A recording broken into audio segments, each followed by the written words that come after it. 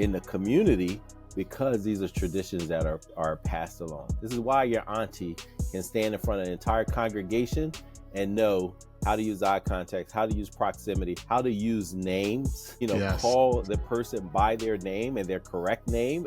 All of these things are just, a part of, okay, how do we surface the humanity of a child? How do we use joy and language and culture to inspire, right? Because teaching is not just passing the content, it's also inspiring the student. The one who studies because they're inspired, right? And that is part of the role of teaching that sometimes often gets lost, and certainly not centered in many of the schools our children attend. I think about my journey, and I told you, earlier that I started in Camden. What I didn't share was I got out of my teacher prep program and very quickly learned that I was not prepared to teach. For my first year and a half, because this is what I thought was supposed to be the thing that would help the children that I cared about, I was this regimented drill sergeant that told, there were silent transitions and kids had to be in my classroom and in a seat in 30 seconds. And they had to start their do now. And if they didn't, then there was a conversation and a reflection and a deduction and all of these things. And I look back on my first few years. Now,